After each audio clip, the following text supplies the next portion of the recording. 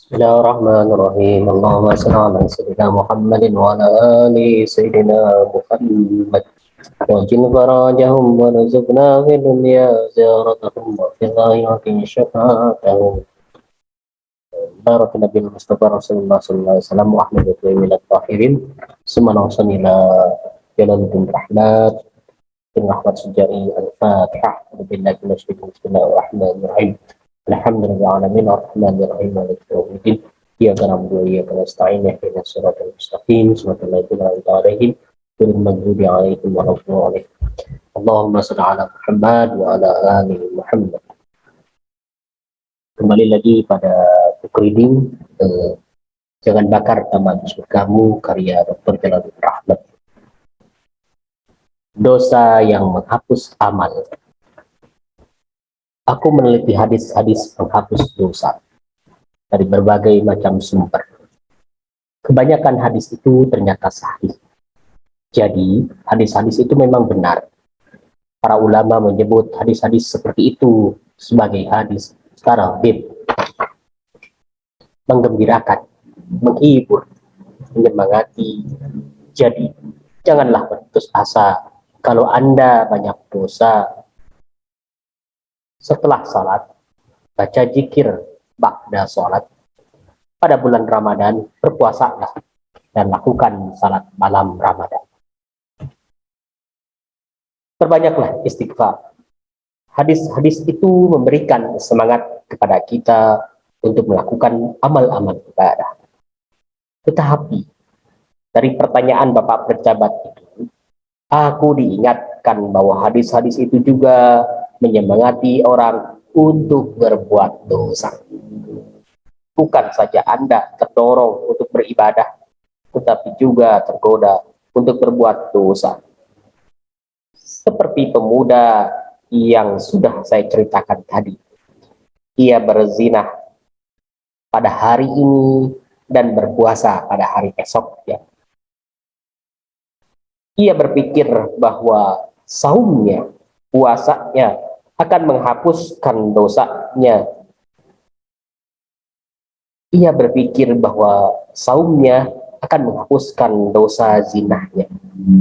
Atau seperti pejabat itu, ia mengambil hak rakyat dengan serakah, lalu memutihkan dosanya dengan haji dan umrah.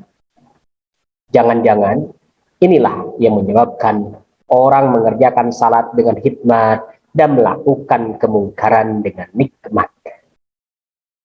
Jangan-jangan inilah yang menyebabkan salatnya tidak mencegah dirinya untuk melakukan kekejian dan kemungkaran. Selidik punya selidik, hadis-hadis penghapus dosa itu ada dua macam. Satu, ibadah menghapuskan dosa. Seperti dosa-dosa yang sudah kita bicarakan. Satu lagi, yang kedua, dosa menghapuskan atau meniadakan amal ibadah kita. Dosa-dosa dapat menyebabkan tidak diterimanya amal. Inilah hadis-hadis yang menghalau kegalauanku.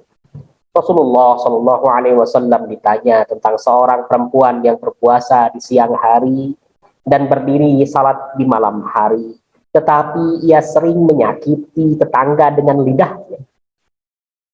Nabi Muhammad Shallallahu Alaihi Wasallam yang mulia menjawab dengan singkat, perempuan itu di neraka. Tuh kan, bukan salat dan puasa yang menghapuskan dosa, tapi menyakiti orang justru menghilangkan pahala salat dan pahala puasa.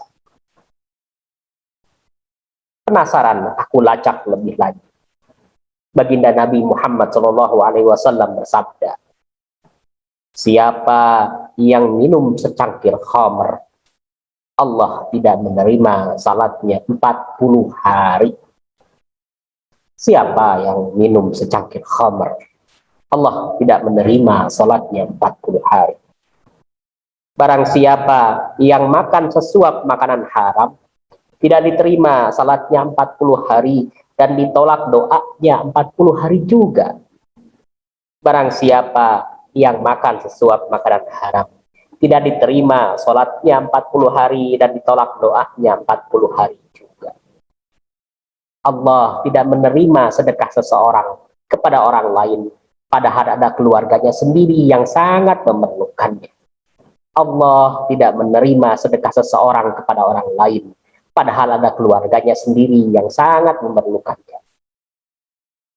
Dan simak hadis qudsi berikut ini. Demi kebesaranku dan demi keagunganku, sekiranya seorang yang durhaka beramal dengan amal seluruh nabi, aku tidak akan menerimanya.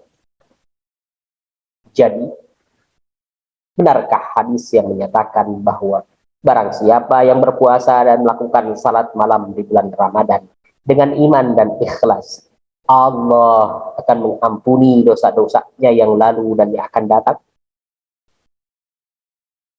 Benar.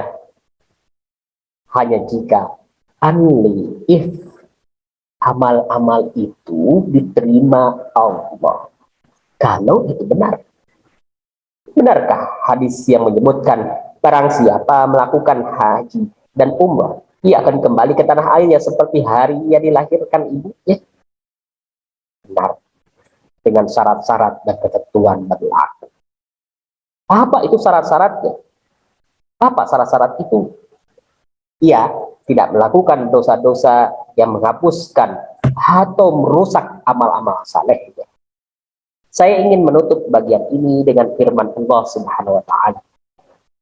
Sesungguhnya orang-orang yang kafir kepada ayat-ayat Allah dan membunuh para nabi yang memang tidak dibenarkan dan membunuh orang-orang yang menyuruh manusia berbuat adil, maka gembirakanlah mereka akan menerima siksa yang pedih.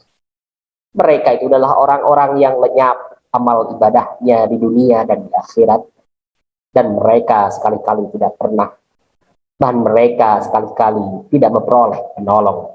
Ali Imran ayat 21-22. Aku qouli hadza wa astaghfirullah li wa lakum wa ma taufiqi illa billah alaihi tawakkaltu wa ilaihi unib. Wa sallallahu ala sayyidina Muhammadin wa alihi wa sahbihi walhamdulillahi rabbil alamin.